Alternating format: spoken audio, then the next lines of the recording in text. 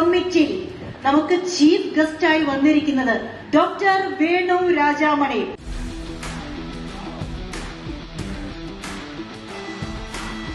നമ്മൾ മലയാളികൾ എപ്പോഴും ഒരു ട്രെൻഡിന് പുറകെയാണ്. ഇപ്പൊ സംഭവിക്കുന്നത് എന്താ വെച്ച് കഴിഞ്ഞാല് എന്റെ കസിന് പോകുന്നു, എന്റെ ഫ്രണ്ട് പോകുന്നു, റിലേറ്റീവ് പോകുന്നു, അതുകൊണ്ട് ഞാനും പോകുന്നു. എങ്ങോട്ടാ പോകുന്നത്? എന്റെ ഫ്രണ്ട് പോകുന്നിടത്ത് പോകുന്നു. അങ്ങനെയല്ല നമ്മൾ വിദേശ പഠനത്തെ കാണേണ്ടത്. നമ്മുടെ കരിയർ എന്താണെന്ന് നമ്മൾ ഐഡന്റിഫൈ ചെയ്യണം.